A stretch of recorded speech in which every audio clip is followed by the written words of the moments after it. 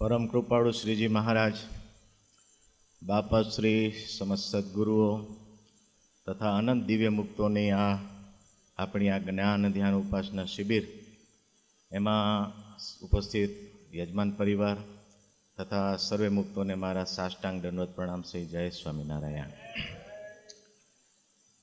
જ્ઞાન ધ્યાન ઉપાસના, જ્યારે જ્ઞાનની વાત આવે ત્યારે થોડી તત્વની વાત આવે. તત્વનું ચૂથણું કરવું એ બીજા નંબરની વાત છે, અને તત્વથી ભગવાનને સમજવા એ બીજા નંબરની વાત છે. તત્વથી તો ભગવાનને સમજવાના છે, અને મહારાજે પણ કીધું છે વચનામૃતમાં, જેને તત્વે કરીને ભગવાનને જાણ્યા એને કંઈ જાણવું બાકી રહ્યું નહીં. એટલે આજે આપણું શિક્ષાપત્રી દ્વિશતાબ્દી વર્ષ ચાલી રહ્યું છે, તો મને એવી ઈચ્છા થઈ કે આપણે શિક્ષાપત્રીમાં જે તત્વજ્ઞાન જે મહારાજે મૂક્યું છે ને, ઉપદેશ તો છે જ, એના ઉપર થોડી વાત કરવી છે. તો વિષય છે નિજાત્માનમ બ્રહ્મરૂપમ એટલે શું. આ વિષય ઉપર વાત કરવી છે. તો નિજાત્માનમ બ્રહ્મરૂપમ સમજવું હોય તો એના પહેલાં તો બ્રહ્મને સમજવું પડે. બ્રહ્મ એટલે શું, બરાબર છે? તો બ્રહ્મની વાતનું મૂળ જો કંઈ હોય, એ ઉદ્ભવ્યું હોય આપણે આ સૃષ્ટિમાં, આ પૃથ્વી ઉપર, તો વેદમાંથી. બરાબર? આપણે આજે અનાદિમુક્તની સ્થિતિની વાત કરીએ, પણ બ્રહ્મની વાત જો ન થઈ હોત તો આજે આપણે અનાદિમુક્તની સ્થિતિની વાતો ન કરતા હોત. એટલે એના મૂળમાં શું છે? બ્રહ્મ જ્ઞાન. અને એનું મૂળ શું? વેદ, ઉપનિષદ. તો શિક્ષાપત્રી ઉપર છેલ્લે આવીશ, શરૂઆત કરીશ વેદથી. તો વેદની અંદર 4 વેદ કહેવાય છે, અને એ 4 વેદના 4 મહાવાક્ય કહેવાય છે. તો એના ઉપર આવતા પહેલાં વેદની અંદર યજુર્વેદ કહેવાય છે, અને યજુર્વેદનું બૃહદારણ્યક ઉપનિષદ કહેવાય છે. તો બૃહદારણ્યક ઉપનિષદની અંદર એક શ્લોક છે, દ્વેવ વાવ બ્રહ્મણો રૂપે. એ શ્લોકનો અર્થ છે બ્રહ્મના 2 રૂપ છે. બૃહદારણ્યક ઉપનિષદ, એનો શ્લોક બ્રહ્મના 2 રૂપ છે. અને તરત જ એ જ શ્લોકમાં એના લક્ષણ કીધા, 2 રૂપના લક્ષણ કીધા. આપણે આ વાતને એ રીતે સમજશું, પહેલું રૂપ, બીજું રૂપ. લક્ષણને એ રીતે સમજવા માટે આ વસ્તુ શું. તો બ્રહ્મના પહેલા રૂપના શું લક્ષણ કીધા ઉપનિષદની અંદર? તો અમૃત, પહેલું જે લક્ષણ કીધું, બરાબર, બ્રહ્મનું પહેલું રૂપની વાત કરીએ છીએ, તેના લક્ષણ કીધા અમૃત, અમૃત, યત અને ત્યત. આ 4 લક્ષણ કીધા. અમૂર્ત એટલે જેનો આકાર નથી, નિરાકાર છે. બીજું કીધું અમૃત. અમૃત એટલે અમર છે, જેનો નાશ નથી. અક્ષર શબ્દના અર્થમાં થયું છે, અક્ષર છે, ક્ષરતું નથી. ત્રીજું કીધું યત. યત એટલે એનો પાર નથી, અસીમ છે, કે આટલું આમ નહીં એમ. શું? એ અસીમ છે, યત. એ ત્રીજું. અને ચોથું કીધું ત્યત. ત્યત એટલે એ અવ્યક્ત છે, એ દેખાતું નથી, અદૃશ્ય છે. આ 4 લક્ષણ બ્રહ્મના કીધું ને, 2 રૂપ છે, એમાં પહેલા રૂપના 4 લક્ષણ કીધા ઉપનિષદમાં. અને જે બીજું રૂપ છે એના 4 લક્ષણ કીધા. પછી મૂળ પ્રશ્ન શું છે? બ્રહ્મના 2 રૂપ છે. બ્રહ્મ જ્ઞાનની શરૂઆત છે. પછી જે બીજું રૂપ છે એના જે લક્ષણ કીધા, એમાં કીધું મૂર્ત, મૃત, સ્થિત અને સત. બરાબર? મૂર્ત એટલે આકારવાળું છે. હવે સમજવા જેવું છે. પછી કીધું મૃત. પરિવર્તનશીલ છે. મૃત એ અમૃત નથી. આપણે છે ને માત્ર પેલા શબ્દથી બધું વિભાજન કરી દીધું છે, મૂર્ત ને અમૂર્ત. પણ લક્ષણ બીજા જુઓ, હજી શું કીધા છે. બ્રહ્મના બીજા રૂપના લક્ષણમાં આ કીધું મૃત, ત્રીજું કીધું સ્થિત, એક જગ્યાએ રહેનારું છે, સર્વત્ર નથી. ચોથું કીધું સત, કહેતા દ્રશ્યમાન છે, દેખાય છે. આ ચાર લક્ષણ બ્રહ્મના બીજા રૂપના કીધા. બરાબર? એટલે માત્ર અમૃત વાત નથી, આ સિદ્ધાંત સમજવાની વાત છે. બરાબર ને? રિપીટ કરું ચાર વસ્તુ: મૃત, સ્થિત અને સત. ત્યાં ચાર કીધા, આ ચાર કીધા, તદ્દન વિરોધી. આ જે કીધા ને ચાર, એના જ વિરોધી. અમૂર્ત મૂર્ત, અમૃત મૃત, અસીમ સીમિત, અવ્યક્ત અદ્રશ્ય દ્રશ્યમાન. એટલે બ્રહ્મનું જે બીજું રૂપ છે ને, એના લક્ષણ પહેલા રૂપથી તદ્દન વિરોધી. નિજાત્મના બ્રહ્મરૂપનું વિવેચન ચાલે છે. બ્રહ્મને પહેલા સમજવાનું છે. એટલે બે રૂપ જે કહેવાના છે એના લક્ષણ કેવા છે? વિરોધી છે. પછી દ્રષ્ટાંત આપે છે. આ થયો આ શ્લોક બૃહદારણ્યક ઉપનિષદનો. પછી દ્રષ્ટાંત આપે છે. આકાશ છે એ અમૂર્ત છે, અને પૃથ્વી આદિક જે તત્વ છે એ મૂર્ત છે, એ પરિવર્તનશીલ છે, એ મૃત છે, એ દ્રશ્યમાન છે. આકાશ છે અમૂર્ત છે, અમૃત છે, અદ્રશ્ય છે, હા, અસીમ છે. દ્રષ્ટાંત આપ્યું શું? બ્રહ્મના રૂપના બે રૂપ સમજાવવા માટે દ્રષ્ટાંત આપ્યું પંચભૂતનું. અને પછી જે વર્ણન કર્યું છે બૃહદારણ્યક ઉપનિષદમાં, એ બ્રહ્મના બીજા રૂપમાં શું શું આવે એની વાત કરી છે. તો એમાં પછી વાત આવે છે, એ હવે શોર્ટમાં લઈ લો. તો એ વાતમાં એવું કીધું છે, અધ્યાત્મ, અધિભૂત, અધિદેવ, એ બ્રહ્મનું બીજું રૂપ, માત્ર અક્ષર નહીં. શું કીધું? અધ્યાત્મ, અધિભૂત, અધિદેવ, આ બ્રહ્મનું બીજું રૂપ. બરાબર? હવે આગળ, એટલે આધ્યાત્મની એ વાત આવી ગઈ. એટલે આ બીજા રૂપમાં આ બધું આવ્યું ને પહેલા રૂપમાં શું આવ્યું? અમૂર્ત, અવિનાશી, દેખાય નહીં એવું, એ પેલું રૂપ. હવે ભગવદ્ ગીતાનો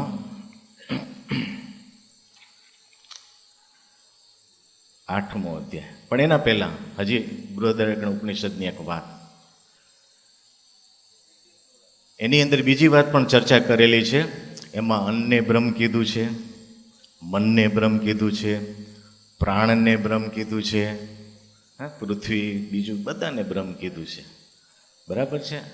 અક્ષરને પણ બ્રહ્મ કીધું છે. ફરી ઉપરથી નીચે આવું, અક્ષરને પણ બ્રહ્મ કીધું છે, પુરુષને બ્રહ્મ કીધું છે, ઈશ્વરને બ્રહ્મ કીધું છે, આકાશને બ્રહ્મ કીધું છે, પૃથ્વીને બ્રહ્મ કીધું છે, અન્નને બ્રહ્મ કીધું છે, આંખને બ્રહ્મ કીધું છે, નાકને બ્રહ્મ કીધું છે, કાનને બ્રહ્મ કીધું છે. આ ઉપનિષદ બધાને બ્રહ્મ કીધું છે. પણ કયું? બીજું સ્વરૂપ, પહેલું સ્વરૂપ નહીં. હા, ચેન્જ વાળું છે, બીજું સ્વરૂપ ચેન્જ વાળું છે. આ સિદ્ધાંત સમજવાનો છે. બરાબર? તો પછી હવે આ બધું બ્રહ્મ છે એટલે વેદાંતિઓ ભૂલ અહીંયા કરી ગયા. શું? હવે એની અંદર પ્રાર્થના છે. બૃહદારણ્યક ઉપનિષદની અંદર પ્રાર્થના છે. પ્રાર્થના શું છે? પ્રસિદ્ધ છે.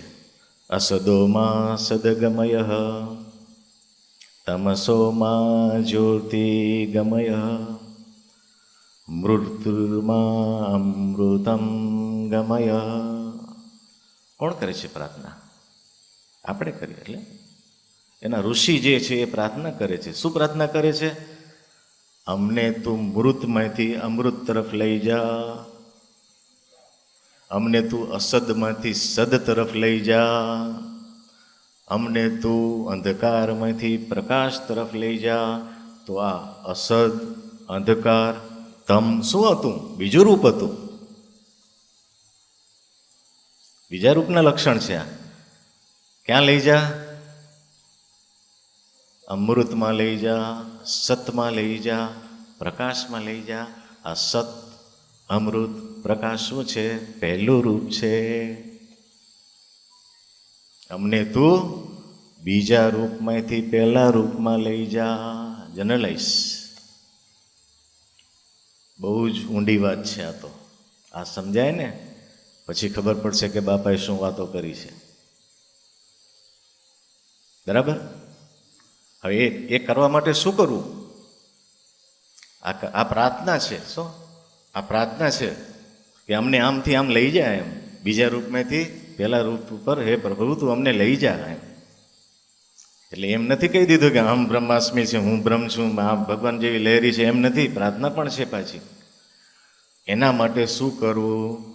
તો મહાવાક્ય આપ્યું વેદનું, અહમ બ્રહ્માસ્મી. બૃહદારણ્યક ઉપનિષદે મહાવાક્ય આપ્યો, અહમ બ્રહ્માસ્મી. આ થવા માટે શું કરવાનું છે? પોતાને બ્રહ્મરૂપ માનવાનું છે.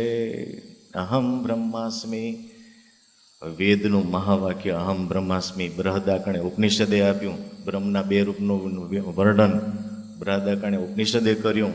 અને પહેલા રૂપમાંથી બીજા રૂપમાં, બીજા રૂપમાંથી પહેલા રૂપમાં લે, ઓલામાંથી આમ નહીં પણ બીજા રૂપમાંથી પહેલા રૂપમાં લઈ જા. એવી ભગવાન અમને તમારે પ્રાર્થના છે. જેને સમજ આવતી હશે ને આનંદ આવશે આ બધી વાતોમાં. આ વિષય એવો છે, તત્વનો વિષય છે આ તો. હા, જો સમજાઈ જશે તો આનંદ આનંદ થઈ જશે આ વાત, કે આ શું વાત છે આ બધી એમ. હે ના, એટલે કહેવાનો મતલબ શું છે કે આ જે છે ને બધું જ્ઞાન છે ને, એ જો બરાબર સમજાય ને તો આર પાર કરી મૂકે. શું?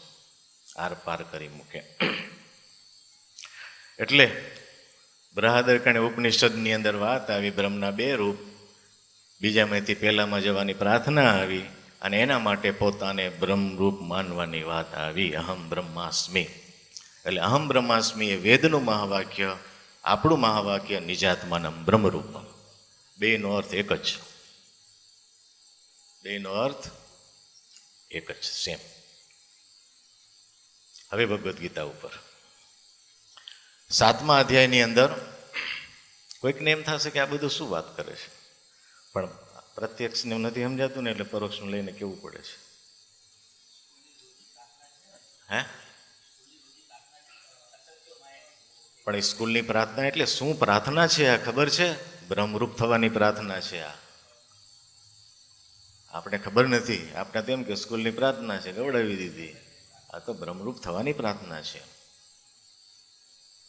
ભગવદ્ ગીતા 7મો અધ્યાય. કૃષ્ણ ભગવાને અર્જુનને કીધું, જે બ્રહ્મને જાણે છે, કર્મને જાણે છે, અધ્યાત્મ જાણે છે, અધિભૂત જાણે છે, અધિદેવ જાણે છે, અધિયજ્ઞ જાણે છે, એ મને પામે છે. 7મા અધ્યાયનો અંત, 8મા અધ્યાયની શરૂઆત. અર્જુનને કૃષ્ણને પ્રશ્ન પૂછ્યો, એ બ્રહ્મ શું છે? કિમ તદ બ્રહ્મ. એ કર્મ શું છે? કિમ કર્મ. એ અધ્યાત્મ શું છે? કિમ અધ્યાત્મ. આમ કિમ કિમ કિમ કરીને 6 વસ્તુ પૂછી. પ્રશ્ન શું છે? પહેલો પ્રશ્ન શું છે? પહેલો પ્રશ્ન શું છે? કિમ બ્રહ્મ. એ બ્રહ્મ શું છે? એટલે કૃષ્ણ ભગવાને કીધું, અક્ષરમ બ્રહ્મ પરમમ. એ બ્રહ્મ છે, એ અક્ષર છે કે ત્યાં નાશ રહિત છે, પરમમ છે કે ત્યાં શ્રેષ્ઠ છે. આનો અર્થ ઊંધો પણ થયો છે, બ્રહ્મ છે અક્ષર છે. નહીં, પ્રશ્ન કિમ બ્રહ્મ છે, પ્રશ્ન કિમ અક્ષરમ નથી. જાદવજી સાહેબ, પ્રશ્ન શું છે? કિમ બ્રહ્મ પ્રશ્ન છે. એટલે જવાબ શું છે? અક્ષરમ, એ નાશ રહિત છે, એમ જવાબ છે. અક્ષર છે બ્રહ્મ છે એમ જવાબ નથી આ. બરાબર.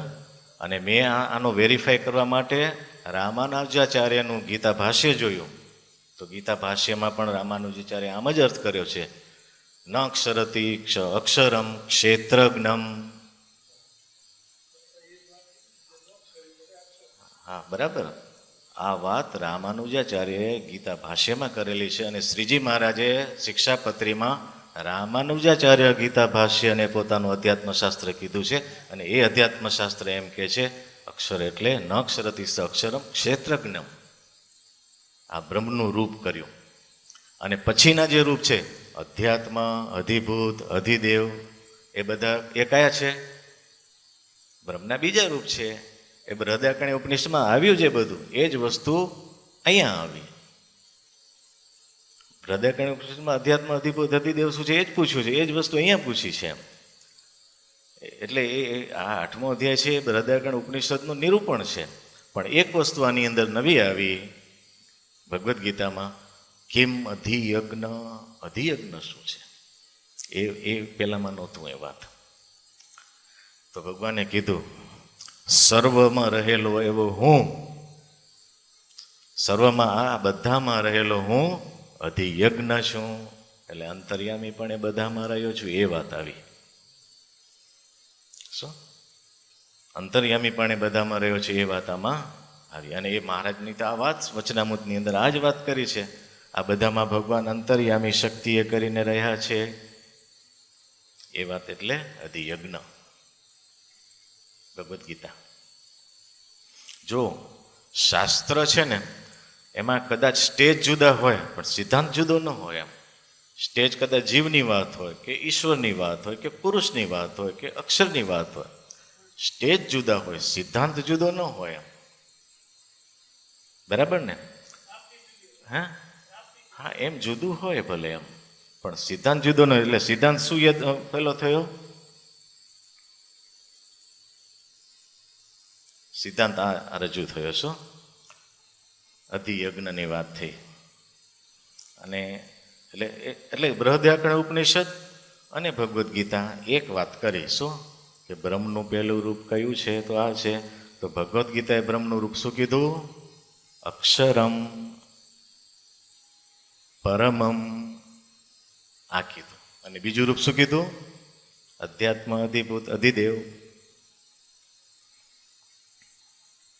ગીતા ભાષ્યની વાત થઈ. બરાબર. હવે ગીતા ભાષ્ય ગોપાળાનંદ સ્વામી, એને શું અર્થ કર્યો? બરાબર. તો ગોપાળાનંદ સ્વામી એ ગીતા ભાષ્યમાં કિમ બ્રહ્મનું જે વર્ણન છે એમાં ગોપાળાનંદ સ્વામી એમ કીધું એ ચિદાકાશ છે. ચિદાકાશ શું છે કયો? પહેલું રૂપ છે આકાશ, અમાપ, અપાર. બ્રહ્મને શું કીધું? ચિદાકાશ છે, અક્ષરધામ છે. બ્રહ્મ માટે ગોપાળાનંદ સ્વામી બે શબ્દ ગીતા ભાષ્યમાં પ્રયોજ્યા, ચિદાકાશ અને અક્ષરધામ. બરાબર, પહેલા રૂપમાં. અને બીજા રૂપમાં ફરી પાછું જેમ રામાનુજાચાર્ય અર્થ કર્યો છે એ જ અર્થ, અધ્યાત્મ, અધિભૂત, અધિદેવના અર્થ છે ને એને બહુ વિસ્તારથી નથી લેતા. એ બીજું રૂપ છે, અત્યારે સમજી લઈએ. બરાબર બરાબર, એના અર્થઘટન કર્યા છે. આપણે એના ઉપર જશું તો બહુ મોડું થશે થોડું એમ. તો આવી રીતે ગીતા ભાષ્યની અંદર અર્થ છે. પછી એ અધ્યાયની અંદર, કારણ કે અધ્યાય છે ને એ અક્ષર બ્રહ્મ યોગનું નામ છે, એટલે કહેતા ભગવાનના ધામનું નામ છે. બ્રહ્મનો પ્રશ્ન જ બ્રહ્મ શું છે, બ્રહ્મ શું છે? તો પછી આગળ અધ્યાયમાં આવે છે અક્ષરમ અવ્યક્તમ મદધામ પરમમ. એ કેવું છે? અવ્યક્ત છે, અક્ષર છે, મારું ધામ છે. અવ્યક્ત કીધું, અક્ષર કીધું, પહેલું રૂપ કીધું. શું કીધું? પહેલું રૂપ, બીજું રૂપ નથી કીધું. હા, આ બહુ જ સિદ્ધાંતિક વાતો થાય છે. બીજું રૂપ નથી કીધું, પહેલું રૂપ કીધું છે. એ મારું ધામ છે. ત્યાં પણ ગોપાળાનંદ સ્વામીએ ચિદાકાશ કીધું છે ગીતા ભાષ્યમાં. અને રામાનુજાચાર્ય પરમ જ્યોતિ કીધું છે. પરમધામ છે ને એને રામાનુજાચાર્ય પરમ જ્યોતિ કીધું છે. તો પરમ જ્યોતિ એટલે શું? કોટી કોટી સૂર્ય જેવું જે પ્રકાશમાન, એ બધું કયું છે? પહેલું રૂપ છે. એટલે આ પહેલું ને બીજું રૂપની છે ને એનો કોન્સેપ્ટ એકદમ ક્લિયર કરવાની જરૂર છે. હવે બીજા રૂપને પણ ધામ કહેવાય. શું કામ? યસ્ય અક્ષરમ શરીરમ યસ્ય પૃથ્વી શરીરમ. હવે પૃથ્વીએ શરીર છે, અન્ય શરીર છે, બધું ભગવાનનું શરીર છે, એટલે બધું ભગવાનનું ધામ છે. કંઈ ખાલી અક્ષરમ શરીરમ થોડું છે, પૃથ્વીએ શરીરમ છે. લોયા સાતમામાં મારે જે વાત કરી ત્યારે આ વાત કરી, અક્ષરમ શરીરમ પૃથ્વી શરીરમ તથા અક્ષય વિદ્યા, બ્રહ્મ વિદ્યા, દહર વિદ્યા આદિ બ્રહ્મ વિદ્યા તથા અન્નમય બ્રહ્મ, મનોમય બ્રહ્મ, પ્રાણમય બ્રહ્મ આદિ બ્રહ્મ વિદ્યા. બ્રહ્મ વિદ્યામાં બધી વિદ્યા આવી ગઈ, બધામાં બ્રહ્મ આવ્યો. પણ કયું? એ બ્રહ્મ કયું? બીજું રૂપ, પહેલું રૂપ નહીં. પહેલું રૂપ શું? દ્રષ્ટા. બીજું રૂપ શું? દ્રશ્ય. પ્રથમનું 64મું વચનામૃત. દ્રષ્ટા, દ્રશ્ય, ક્લિયર. પણ એટલે આ ક્લેરિફિકેશન છે જ, હું એમ કહું છું. શું આ વસ્તુ આ શાસ્ત્રમાં કહેલું છે એ વાત કરીએ છીએ. શું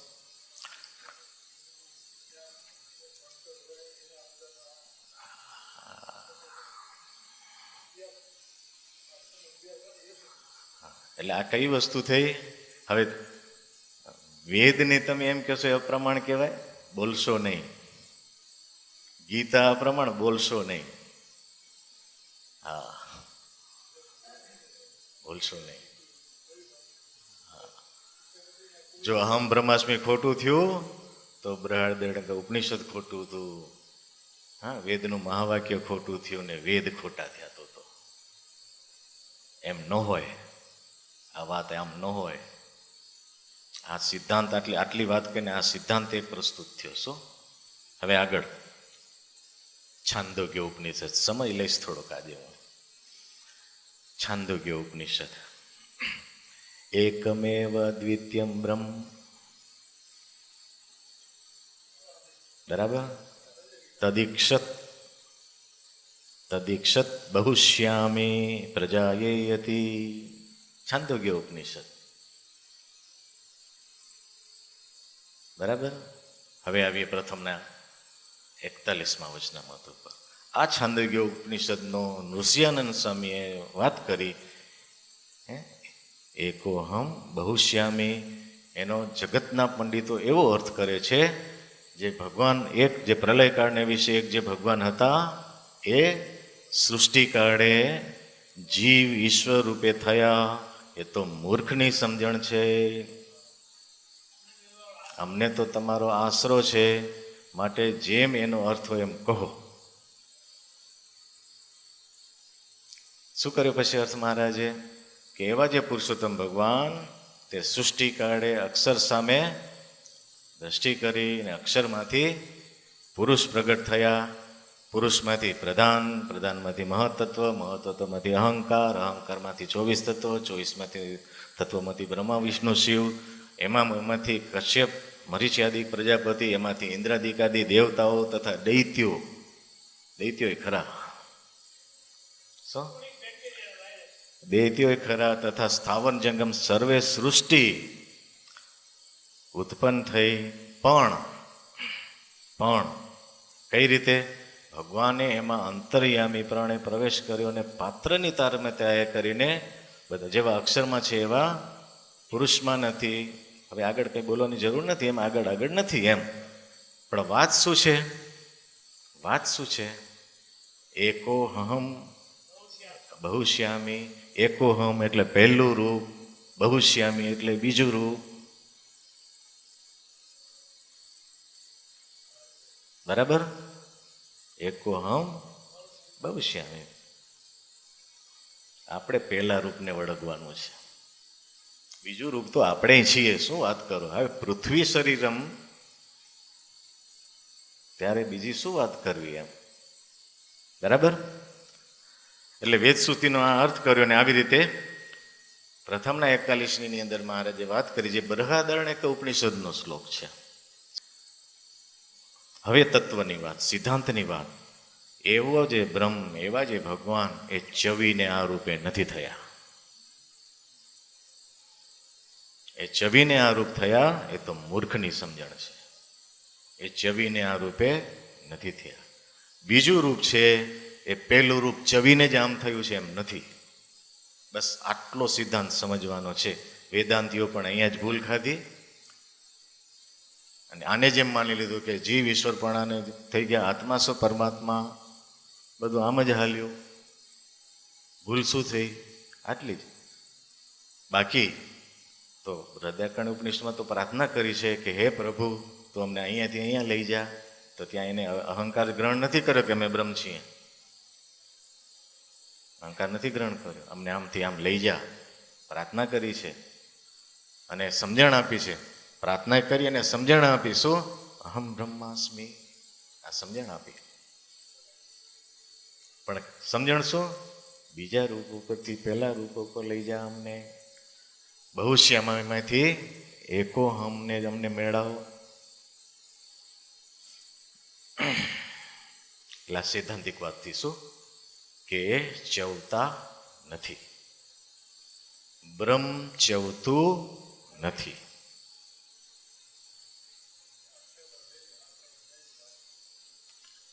ના પણ હવે આવીએ છીએ એના પર. હવે મધ્યનું ત્રીજું વચનામત. બ્રહ્મ જ્ઞાનમાં એવું અવળું સમજાય છે, જે બ્રહ્મ છે તે જ પ્રકૃતિ પુરુષ રૂપે તથા બ્રહ્મા વિષ્ણુ શિવ રૂપે અને પછી સ્થાવર જંગમ રૂપે એ બ્રહ્મ થાય છે અને પછી સમજનારો પોતાને પણ ભગવાન માને છે.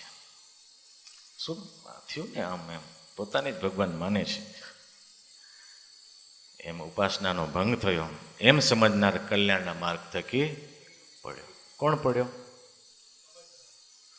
બ્રહ્મને ચવાવીને બીજે રૂપ માનનારો. શું? એ કલ્યાણના માર્ગથી પડ્યો. એટલે 41ની વાત આવી, એ જ વાત આવી, એ જ વાત. પણ અહીંયા પછી મહારાજે શું કીધું કે બ્રહ્મ તો નિર્વિકાર છે, વિકારને પામે નહીં.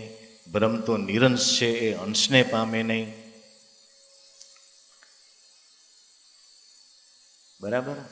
આ વિકાર રહિત, નિરંશ, નિરાકાર કયા બ્રહ્મના લક્ષણ છે? પ્રથમ બ્રહ્મના, પ્રથમ રૂપના લક્ષણ છે. બરાબર? એ વિકારને પામતા નથી. એટલે પ્રથમ બ્રહ્મ છે એ વિકારને પામતું નથી, એ ચવતું નથી, અંશને પામતું નથી. એટલે એકમેવ અદ્વિતીય બ્રહ્મનું આ રીતે સિદ્ધાંત. એટલે સિદ્ધાંત શું સ્થાપન થયો કે બ્રહ્મ કયો કે પરબ્રહ્મ કયો એ ચવીને જીવ વિશ્વ રૂપે નથી થતો, તો સમજી લેવું કે અક્ષર રૂપે પણ નથી થતો.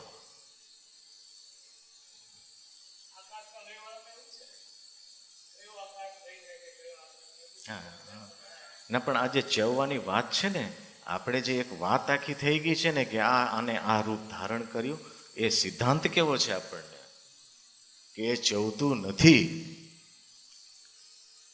જો ચવીને અક્ષરથી તો ચવીને પુરુષે થાય ને જીવે બધું થાય, તો પછી એમ ખાલી અક્ષર શું કામ થાય?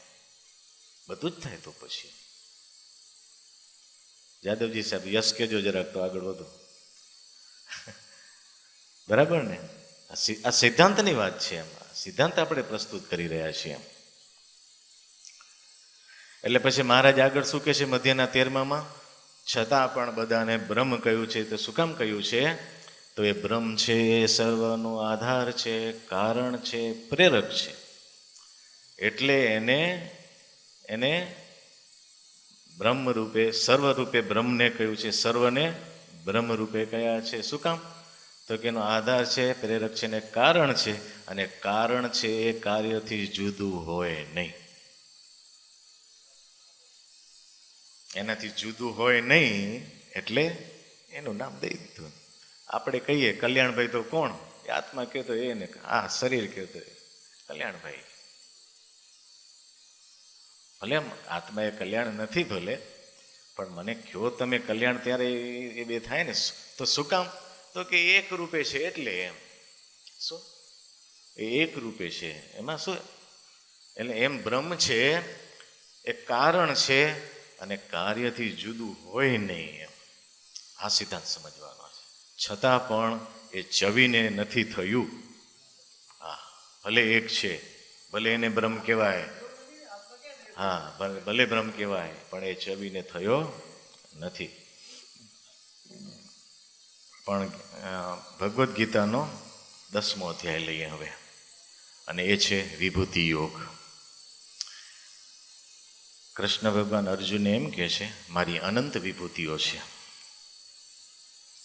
હા, એને મુનિઓ, બ્રહ્માદિક દેવો કોઈ સમજી શકતા નથી.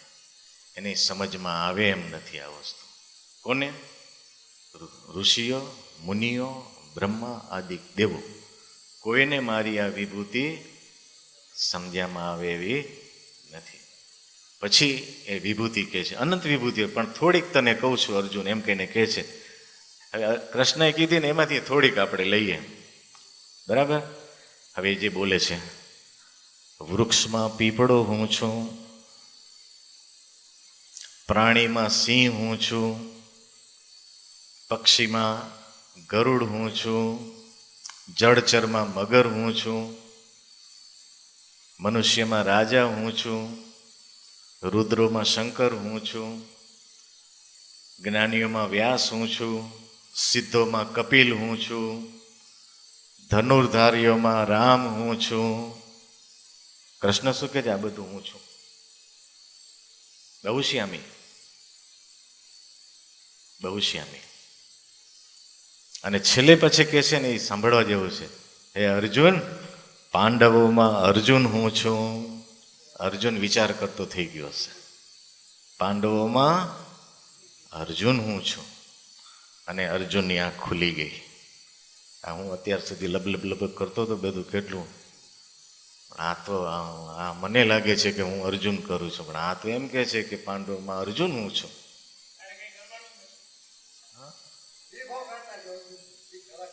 ધડાકે એમ. અને પછી વિભૂતિ બતાવે છે અર્જુન. અંતે હજી કૃષ્ણ ભગવાન એમ કહે છે, આ સર્વે વિભૂતિ મારા તેજના એક અંશમાંથી થઈ છે. એટલે હું જ આ થયો છે એમ નહીં. શું? એ કેમાંથી થઈ છે બધી વિભૂતિ? મારા તેજના એક અંશમાંથી આ બધી વિભૂતિ થઈ છે. એટલે હું છું, મારા લઈને છે એટલે હું છું એમ. શેમાંથી થઈ? તેજમાંથી. હવે છાંદોગ્ય ઉપનિષદ ઉપર તો ફરી આવીએ. એકો હમ બહુશ્યામી પ્રજાયેયતિ તેજ સૃજવા. ભગવાને એવો સંકલ્પ કર્યો કે હું બહુરૂપે થાઉં, એટલે એને તેજ ઉત્પન્ન કર્યું અને એમાંથી આ સૃષ્ટિ ઉત્પન્ન કરી. પ્રથમ 41મો કયો છાંદોગ્ય ઉપનિષદની આ વાત કયો કે ગીતાનો આ વિભૂતિ યોગ 10મો અધ્યાય કયો એક જ સિદ્ધાંત રજૂ કરે છે. બધું એક જ સિદ્ધાંત રજૂ કરે છે. ઓલામાં શું કીધું? બહુ શ્યામી ઉપનિષદમાં. અહીંયા શું કીધું? પીપળો હું છું, સિંહ હું છું, ગરુડ હું છું, આ હું છું, તે હું છું, આ બધું હું છું. પ્રથમના 41માં શું કીધું? અક્ષર, પુરુષ, પ્રધાન, મહત્તત્વ, બધું. અક્ષરને એક્સક્લુડ નથી કર્યા, આમાં ઇન્ક્લુડ કરી દીધા છે. બહુશ્યામીમાં છે, એ બહુશ્યામીમાં છે. મારા અંતર્યામી શક્તિએ કરીને હું એ બધામાં રહ્યો છું. બરાબર? એટલે સિદ્ધાંત, આપણે સિદ્ધાંત જ પકડવાનો છે. આ તો બધી વાત શું કામ છે કે આપણે સિદ્ધાંતથી ડાયવર્ટ ન થઈ જઈએ. સિદ્ધાંતને બરાબર સમજી રાખ્યો હોય ને તો પછી પ્રશ્ન ન થાય. શું? હા હા, આ સિદ્ધાંત એટલે એ જ વસ્તુ છે એમ.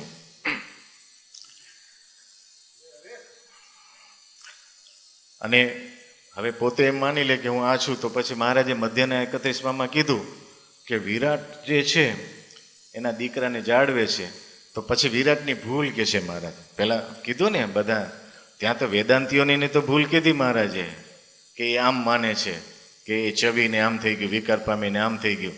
પણ અહીંયા મહારાજે મધ્યના 31માં વિરાટની ભૂલ કીધી. શું? તો કે પોતાને બ્રહ્મરૂપ નથી માનતા, એટલે ફરીને પાછા માયાની રીતે જોડાય છે. આ વિરાટની ભૂલ. એ મહારાજ કહી શકે. હા, એટલે કહેવાનો મતલબ શું? જ્યાં સુધી આમ ન થાય ત્યાં સુધી. ક્યાં સુધી? તો જ્યાંથી બીજામાંથી પહેલામાં ઠેકડો ન મારે ત્યાં સુધી. એ પછી નીચેનાનો કયો, વિરાટ કયો, પુરુષ કયો, અક્ષર કયો, જે કયો તે.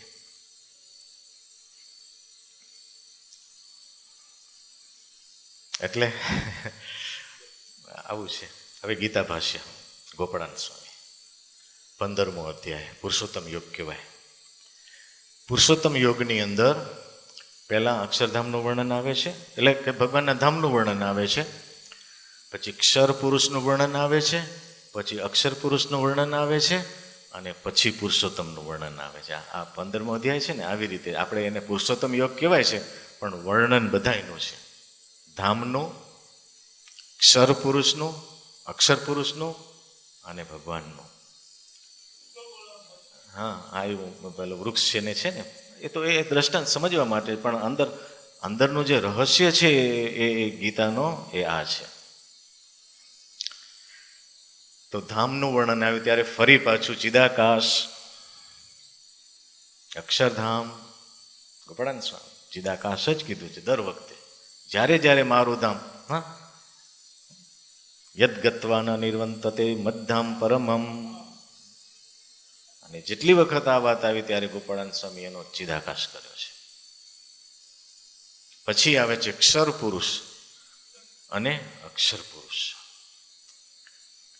ક્ષર પુરુષની અંદર પછી એને ચોખવટ કરી છે કે આ ગીતાની અંદર ક્ષર પુરુષને એક વચન શબ્દથી કીધા છે. હવે ક્ષર તો બધાય કહેવાય ને, તો એક વચન કેમ વાપર્યો? આવો ગોપાળાનંદ સ્વામી પ્રતિ પ્રશ્ન ઉત્પન્ન કર્યો કે એને એક વચન કેમ કીધું? ક્ષર તો ઘણા છે. તો એને એમ કીધું કે આખી જાતિએ કરીને કીધું છે. શું? આ બધાને ભેગું સમજી લો, સમૂહને એક સમજી લો, તો પછી એને એકથી એમ ક્ષર એટલે એક આખી જાતિ ક્ષર. શું? એટલે એને એક વચનથી કહ્યો છે. એવી જ રીતે અક્ષર પણ પુરુષ અનેક છે, પણ એની જાતિએ કરીને એને એક વચનથી કહ્યો છે.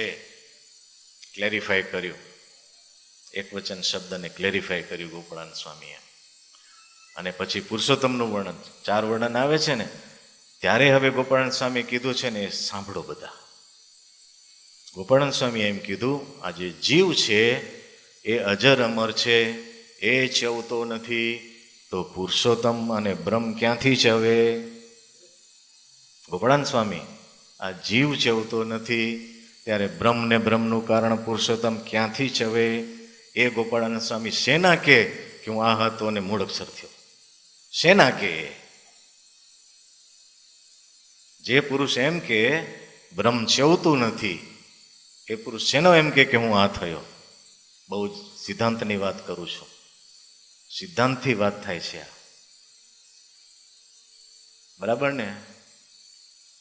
તો ગોપાળાનંદ સ્વામી ન કહે તો બીજા કોઈ ન કહે.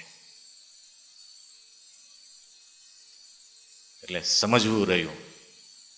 જે ભૂલ બ્રહ્મને ચેવવાની વેદાંતિઓએ કરી, પંડિતોએ કરી, એ જ આપણે કર્યું કે બ્રહ્મ ચવીને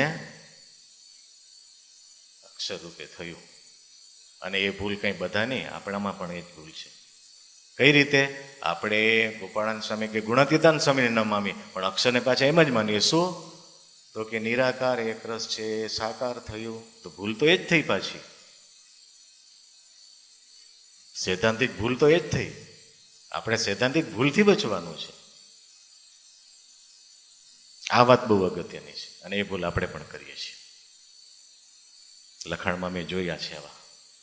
મારી પાસે મૂર્તિ અંકમાં લેખ આવ્યો, મેં આવું લખેલું હતું, મારે સુધારવું પડ્યું હતું. અને આપણાને એ લેખ કોણ આપે? આપણા એ જ આપે.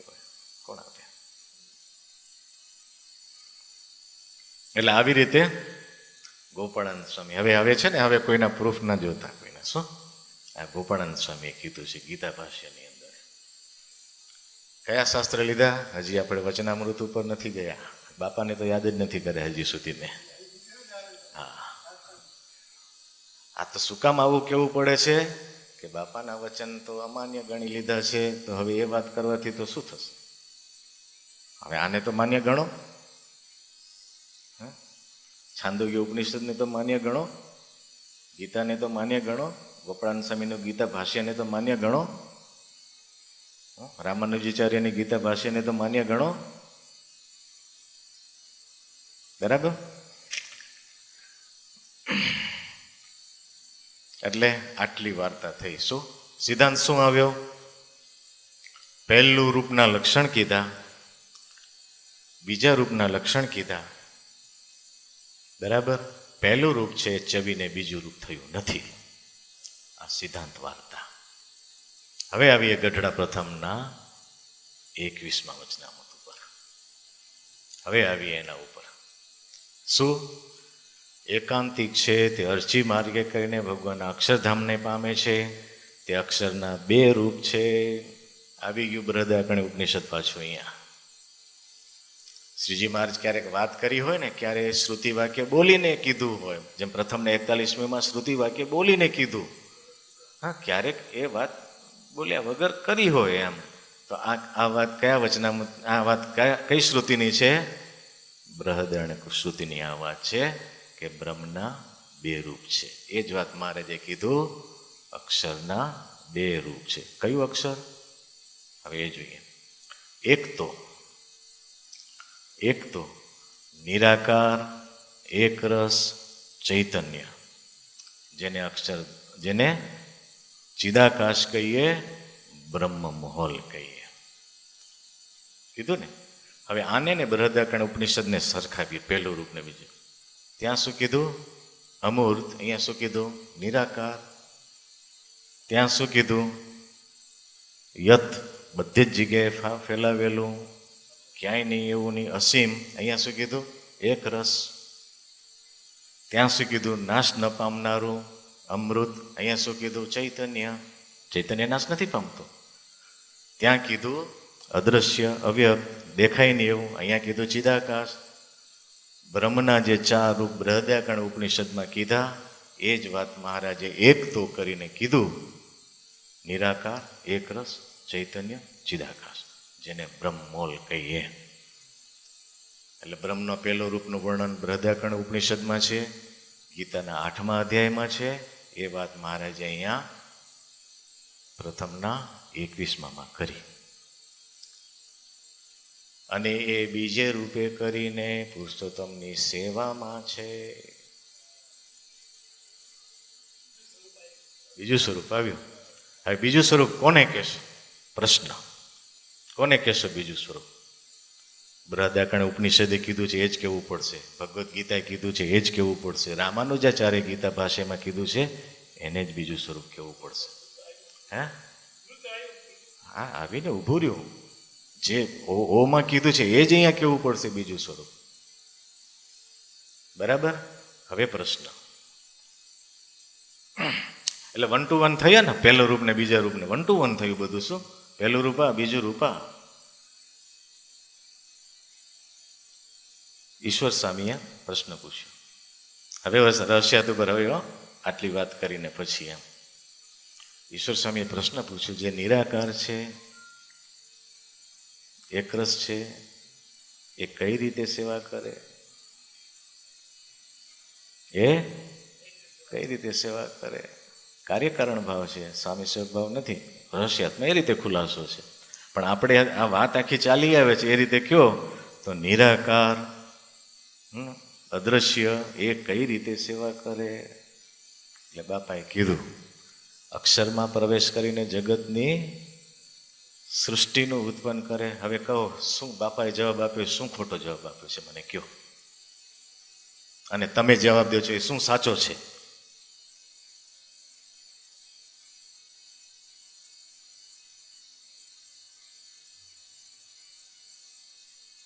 આ તો સમજાય ને એને ખબર પડે આ બધી વસ્તુ શું છે. જે બૃહદારણ્યક ઉપનિષદે કીધું છે, જે ભગવદ્ ગીતાએ કીધું છે, જે છાંદોગ્ય ઉપનિષદે કીધું છે, જે વિભૂતિ યોગમાં જે કહ્યું છે, એ જવાબ બાપાએ આપ્યો છે.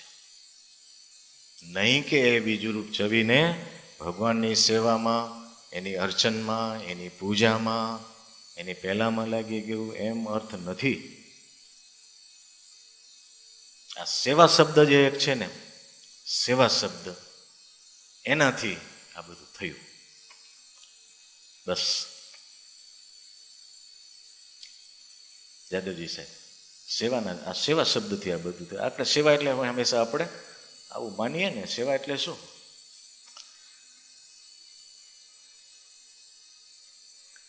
બરાબર ને?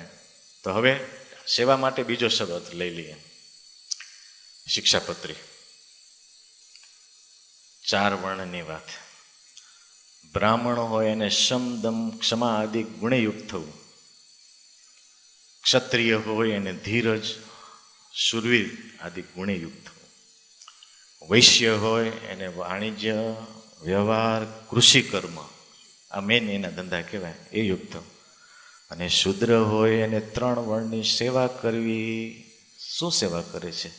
એને વસ્ત્ર ઓઢાડે છે, એના માટે ખાવાનું લાવે છે, એની પરિચર્યા કરે છે, એના પગ ચાપે છે, છતાં પણ સેવા શબ્દ છે. છતાં પણ સેવા શબ્દ છે. બસ અહીંયા બીજે રૂપે સેવા કરે છે, પણ કઈ? જગતની સૃષ્ટિની ઉત્પત્તિ કરવી. આ બધા જ શાસ્ત્ર આમ કે છે, બધા જ શાસ્ત્ર. એટલે એમ ન કહેશો કે અબજી બાપાની વાતો આ રહસ્ય છે એ અશાસ્ત્રોક છે. એ શાસ્ત્રોક છે નહીં, હું તો એમ કહીશ એ વેદોક્ત છે. આ વાત વેદોક્ત છે. હા, આ વાત વેદોક્ત છે. પણ આ પ્રશ્ન એના જ ચાલે છે ને, બધા એની વાત છે. આ તો એટલે કહેવાનો મતલબ શું છે કે આ સિદ્ધાંત, એટલે આજે આખી જે વાત કરી છે ને, એ આ સિદ્ધાંત ઉપર ફોકસ થવાની જ વાત છે કે બધા ભલા થઈને આ સિદ્ધાંતને સમજો. એ ચેવતા નથી. એમ બ્રહ્મ ચેવતું નથી, પરબ્રહ્મ ચેવતા નથી.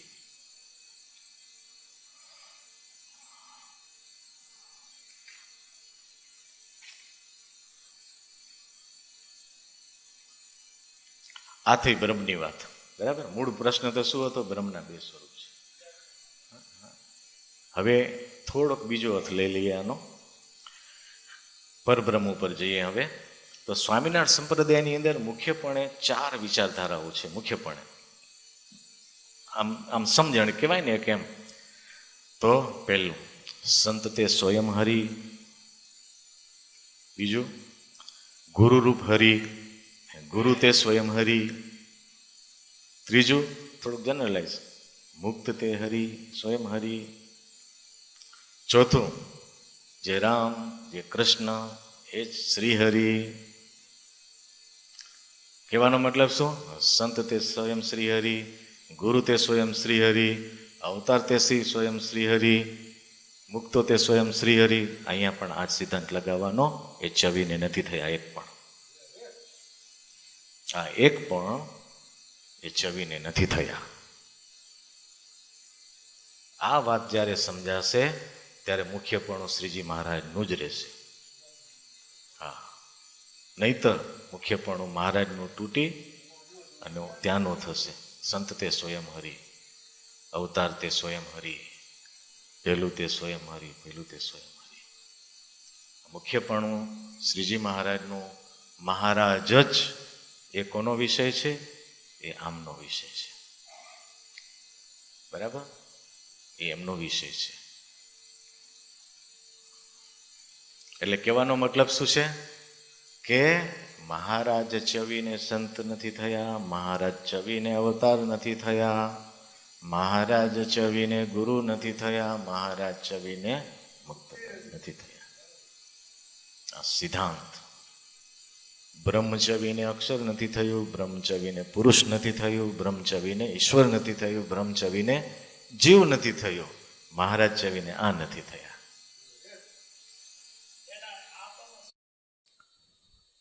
આ દિવ્ય સભાને સાષ્ટાંગ દંડવત પ્રણામ છે. જય સ્વામિનારાયણ. સવારે વાત કરતા કરતા લાઈટ જતી રહી એટલે પછી થોડુંક અધૂરું રહ્યું તો એ પૂરું કરું. પરસોત્તમભાઈ કે કોઈને ટપ્પો પડ્યો નહીં, મને નથી પડ્યો, તમને ક્યાંથી પડે? પણ છતાંય જે વાત કરી હતી એનું થોડુંક પુનરાવર્તન કરી અને થોડુંક જે રહી ગયું હતું ને એટલી વાત પૂરી કરી દે. તો સ્વામી સવારે વાત એ થઈ હતી કે નિજાત્માનમ બ્રહ્મરૂપ એટલે શું, અને એના ઉપરથી બૃહદારણ્યક ઉપનિષદમાં બ્રહ્મના 2 સ્વરૂપની વાત કરી, અને ત્યાંથી કરીને મહારાજે પ્રથમના 21માં કીધું કે અક્ષરધામના 2 સ્વરૂપ. ત્યાં સુધીની આખી શાસ્ત્રની વાર્તા સ્વામી કરેલી સવારે, 2 સ્વરૂપ એમ. અને છેલ્લે એ નિર્ણય ઉપર આવ્યા 2 સ્વરૂપ એટલે કયા? એટલે આપણે કીધું પહેલું સ્વરૂપ અને બીજું સ્વરૂપ. પહેલું સ્વરૂપ કયું? તો મહારાજે શું કીધું? નિરાકાર એકરસ ચૈતન્ય, જેને ચિદાકાશ કહીએ, બ્રહ્મોલ કહીએ. બીજા રૂપે સેવામાં રહ્યું છે. સેવા સ્વરૂપ કયું? તો કે જગતની ઉત્પત્તિ સ્થિતિને પ્રલય. અને હવે પ્રશ્ન એ રહ્યો તો આપણે એ 2માંથી કયા સ્વરૂપ માનવું? આપણે નિજાત્માનમ બ્રહ્મરૂપ, બરાબર. એમાં આપણે પોતાને કયું સ્વરૂપ માનવું, પહેલું કે બીજું? બરાબર. એમાં નિર્ણય આવે તો પહેલા સ્વરૂપને માનવું આપણે. આટલી વાત થઈ હતી. હવે એ શ્લોકની જ આમ તો પૂર્ણાહુતિ થોડીક જ રહી ગઈ હતી. તો એ જે શ્લોક છે નિજાત્માનમ બ્રહ્મરૂપમ, તો એ શ્લોક એવો છે શ્રીજી મહારાજ માટે એવું કહેવાય ને પેલા ચેષ્ટાના પદમાં કે મહારાજની પ્રકૃતિ શું હતી? તો યોગને સાંખ્ય રે, પંચરાત્ર વેદાંત, એ શાસ્ત્રનો રે, રહસ્ય કરી કરી ખાંત. એ મહારાજ છે ને હવે નિત્ય ચેષ્ટામાં આ વર્ણન લીધું પ્રેમાનંદ સ્વામી. એટલે મહારાજ આ વાતને વિશેષ કરતા હશે એવું લાગે છે એમ. તો શું કીધું? સાંખ્ય, યોગ, વેદાંત, પંચરાત્ર એની મહારાજ વાત વિશેષ કરતા એમ. તો આ જે શ્લોક છે ને, નિજાત્માનમ બ્રહ્મરૂપમ દેહત્રય વિલક્ષણમ વિભાવ્યતેન કર્તવ્યા ભક્તિ કૃષ્ણસ્ય સર્વદા. તો 4 શાસ્ત્રનો સાર છે ને આમાં છે. એ વાત કહેવાની સવારે લાઈટ જતી રહી એટલે રહી ગઈ, એ કહી દે ને પછી થોડીક બીજી વાત. તો નિજાત્માનમ બ્રહ્મરૂપ એટલે વેદાંત,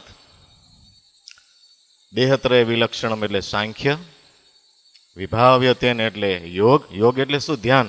વિભાવ્યતેન એટલે એવી ભાવના રાખવી, એવી સ્મૃતિ રાખવી, એનું અનુસંધાન રાખવું, એનું ધ્યાન રાખવું. વિભાવ્યતેન એટલે એ શું થયું? યોગ. અને ભક્તિ કૃષ્ણસ્ય સર્વદા એટલે પંચરાત્ર, એટલે થયું પંચરાત્ર. બરાબર ને શ્યામભાઈ? તો આ શ્લોકની અંદર 4 શાસ્ત્રને મહારાજે એક શ્લોકમાં વણી લીધા. અને આ શ્લોકનો જો ગૂઢાર્થ હજી હોય ને તો મને એવું લાગે નિજાત્માનમ બ્રહ્મરૂપ કરતા આનો જો રહસ્ય જો હોય ને તો એ છે ભક્તિ કૃષ્ણ સર્વદા. આ શ્લોકનું રહસ્ય છે ને એ આ છે. રામકૃષ્ણ પરમહંસ એવું કહેતા આ દ્રષ્ટાંત માટે કે મારે સાકર માત્ર બનીને બેસી નથી રહેવું, મારે સાકર જમવી છે. શું કીધું? મારે સાકર બનીને બેસી નથી રહેવું, મારે સાકર જમવી છે. નિજાત્માના બ્રહ્મરૂપ એટલે આપણે સાકર બન્યા, પણ સાકર જમવાની છે, અને એ છે ભક્તિ કૃષ્ણ છે સર્વદા. બરાબર? આ આનંદ છે એમ ભક્તિનો, આ લેવાનો છે આનંદ. આ મોટા પુરુષના જે શબ્દો હોય ને ભલે પેલી બાજુ ના હોય પણ ક્યાંક ગૂઢ રહસ્ય કહેતા હોય છે આપણને. શું એટલે રહસ્ય જે આ શ્લોક આપણે એમ કે નિજાત્માનમ બ્રહ્મરૂપ, બરાબર છે, મારે જે પણ કીધું છે, પણ ભક્તિ કૃષ્ણ સર્વદા એ વાત બહુ મોટી, એ વાત બહુ મોટી. એના વગર અધૂરું બધું. બરાબર? નિજાત્માનમ બ્રહ્મરૂપ કરીને બેસી ગયા અને ભક્તિ ન કરી તો કાંઈ નહીં, મહારાજ એના પર ચોકડી મારી દીધી છે. બરાબર ને?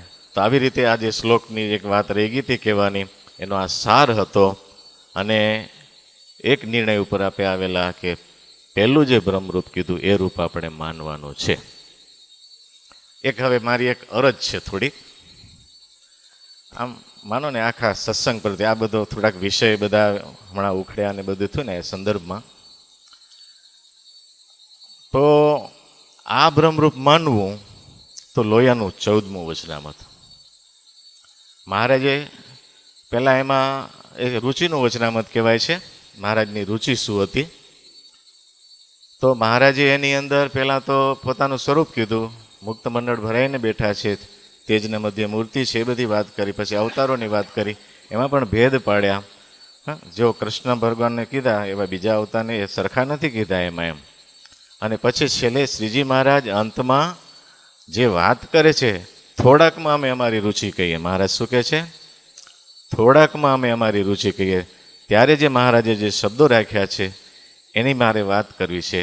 તો એમાં એવું કીધું શ્રીજી મહારાજે કે શંકર સ્વામીએ અદ્વૈત બ્રહ્મનું જે પ્રતિપાદન કર્યું છે એને અમે અમારું સ્વરૂપ માનીએ છીએ. શું? તો શંકર સ્વામીએ કયા મતનું પ્રતિપાદન કર્યું હતું? એને એ કયા બ્રહ્મનું પ્રતિપાદન કર્યું હતું? નિરાકાર, એકરસ ચૈતન્ય, એ બ્રહ્મનું પ્રતિપાદન કર્યું હતું. એને અમારું સ્વરૂપ, આપણા સ્વરૂપને તો એમ માનવાનું છે, પણ ભગવાન સાકાર છે એની ઉપાસના કરવાની છે. એ પછી બીજી રુચિ શું કીધી? રામાનુજાચાર્ય, રામાનુજ સ્વામી શબ્દ વાપરે છે. એમને જે સ્વામી સેવક ભાવે જે ઉપાસના કરવાની એવી તો અમારે ઉપાસના છે. એટલે બે વસ્તુને પ્રમાણ કરી મહારાજે, બે વસ્તુને પ્રમાણ કરી. પોતાનું સ્વરૂપ શંકર સ્વામીએ કીધું એમ માનવાનું, ઉપાસના રામાનુજાચાર્ય કરી એમ કરવાની. બરાબર? એટલે આ જે વાત છે ને કયું સ્વરૂપ માનવું, તો આપ લોયાનું 14મું એનું એકદમ સચોટ પ્રમાણ છે. પણ જે અરજ કે છે, મને દુઃખ લાગે છે એ કહું કે શંકર સ્વામીની જે વાત છે ને આખી વાત બધાએ બદલી નાખી. શંકર સ્વામીએ જે અદ્વૈત મતનું પ્રતિપાદન કર્યું છે એમાં અમારે રુચિ નથી એવો શબ્દ આજે થઈ ગયો. એટલે મને આનું દુઃખ છે. આપણી ફિલોસોફી ગમે તે હોય, બરાબર, પણ મહારાજના નામે શંકર સ્વામીને આમ બોલી દેવું ને એ યોગ્ય ન કહેવાય, એ શોભાયુક્ત નથી. હા,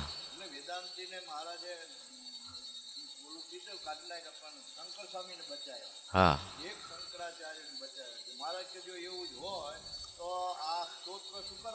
આ સ્તોત્ર શું અને પાઠ કરવો, આ બધું જે કીધું છે, તો એને જો ઉપાસના ન હોય, નિરાકાર નિરાકાર કે એ નિરાકાર કહેનારા એ જુદું આખું વેદાંત શુષ્ક વેદાંતિનો મત છે, શંકર સ્વામીનો મત નથી. મહારાજે શંકર સ્વામીને તો એપ્રૂવ કર્યા છે વચનામૃતમાં. મહારાજે એમ કીધું કે અમારી રુચિ કઈ છે, અરુચિની વાત જ નથી કરી મહારાજે. મહારાજે કીધું અમારી રુચિ છે કહીએ છીએ તમને. અને આપણે એ શબ્દ બંને દેશની અંદર શંકર સ્વામીમાં અમારી રુચિ નથી. મને હું તો એમ, શંકર સ્વામીમાં રુચિ નથી કોના નામે કહેવાનું? મહારાજના નામે કહેવાનું, જે મહારાજ બોલ્યા નથી, જે મહારાજ બોલ્યા નથી. આજે સનાતન ધર્મમાં કોઈ આ શબ્દ સાંભળે તો ગાળો કોને દે? ગાળો કોને દે? શ્રીજી મહારાજને દે. ચેષ્ટા કોણે કરી છે? આપણે કરી છે. અપયશ કોણ લે? મહારાજને જાય અપયશ બધા. એટલે એક મારી અરજ હો, જે હોય તે આ શબ્દને જો સીધો થઈ જાય ને સંપ્રદાયની અંદર તો મોટી સેવા થઈ કહેવાશે. મહારાજના નામે, મારા મહારાજના નામે આ શબ્દ હોય ને, આ તો કેવું થયું? મિથ્યા અપવાદ આરોપણ થયું આ વસ્તુ. સ્વામી શંકર સ્વામી ઉપર એને ડિગ્રેડ કર્યા. એમ જે મહારાજ બોલ્યા નથી એ આપણે લખી નાખીએ, એ યોગ્ય ન કહેવાય.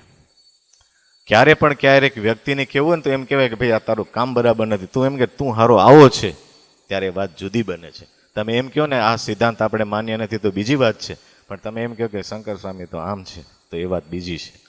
એ વાત યોગ્ય ન કહેવાય એમ.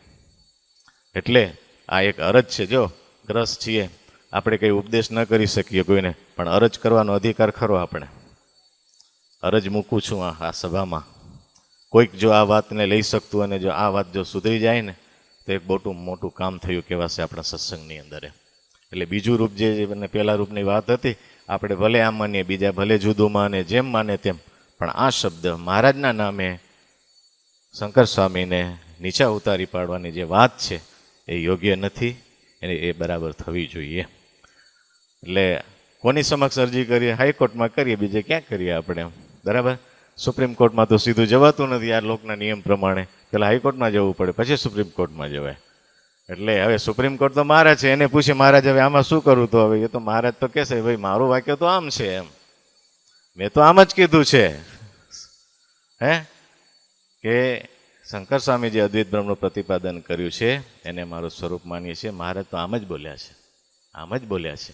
એટલે આ સિદ્ધાંતની જે વાત ચાલતી હતી ને, એ સિદ્ધાંતને સમર્થ કરનારું વચનામૃત, બીજા વચનામાં તો છે જ, તેજને વિશે અમે એક પેલું કોટી કોટી સૂર્ય સરખો પ્રકાશ એના સાથે મારા આત્માને લીન કરે, આ બધા શબ્દો તો છે જ, પણ એ બધું શું છે, એ બધું ધામ ને પેલું કરીને એટલું બધું પેલું કરી નાખ્યું ને એ રૂપ મનાઈને એમ જ ચાલ્યું છે, બરાબર ને. અને બીજી વાત ખાસ, બીજો ભય શું પેદા કરવામાં આવ્યો છે, સવારે વાત કરી હતી પણ લાઇટ નહોતી. ભય એ પેદા કરવામાં આવ્યો છે, જો તમે નિરાકાર સાથે પોતાના આત્માને બ્રહ્મરૂપ નિરાકાર સાથે કરશો તો બ્રહ્મ સુષુપ્તિમાં લીન થઈ જશો. વાત એમ નથી.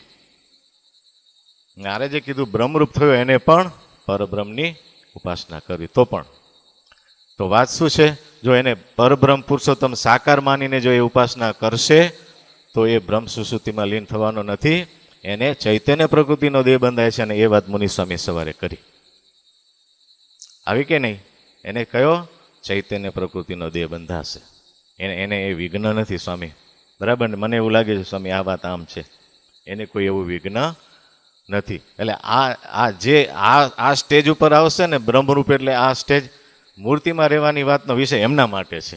જેને આ વાત નથી મનાની તે મૂર્તિમાં રહેવાની વાત તો પછી એ દૂરની વાત થઈ ગઈ, કારણ કે આ જ ન માને તો પછી બ્રહ્મે જ અટકી જઈએ તો પછી પરબ્રહ્માંત જોડાવાની તો વાત જ ના આવે ને, એનો પ્રશ્ન જ ના ઉઠે, પછી એમ પછી તો એ પોલું છે કે બીજું છે એ બધા પછી આ જાતનું હોય પછી બીજી બધી વાતો, પણ મૂળભૂત જે સિદ્ધાંત છે એ ચૂકી જવાય, બરાબર. એટલે આટલી વાર્તા હતી, સવારે થોડીક અધુરાશ રહી ગઈ હતી, એટલી વાર્તા પૂરી કરી, બરાબર. આ સભાનો રાજીપો છે, મારી વારણીને વિરામ આપું છું. અસ્તુ. જય સ્વામિનારાયણ.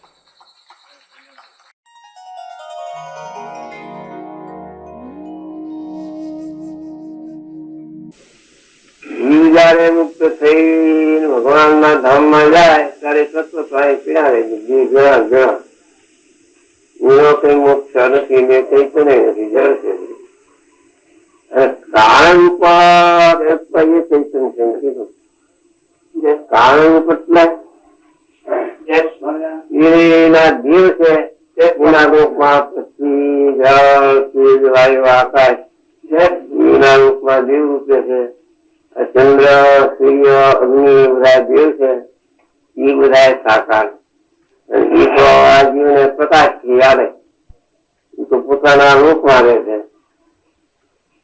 આ જીવ આ દેહમાં રહ્યો, દેહમાં રહીને ભગવાન ભજવા હારું, વિશે ભોગવવા હારું ભગવાને આ જીવને બુદ્ધિ ઇન્દ્રિયો મન પ્રાણ સર્જ્યા છે.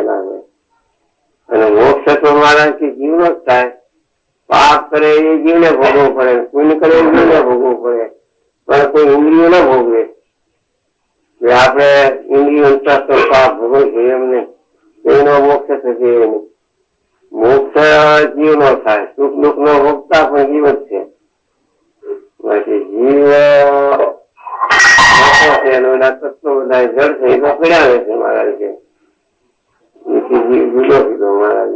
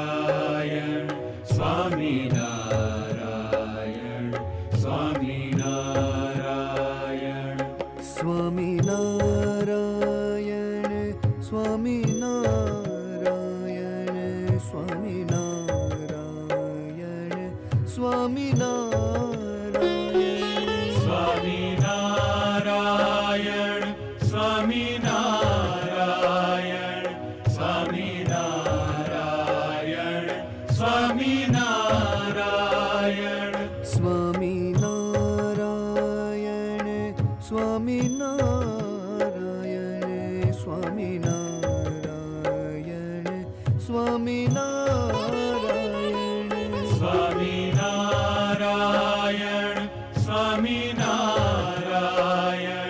સ્વામિનારાયણ સ્વામિનારાયણ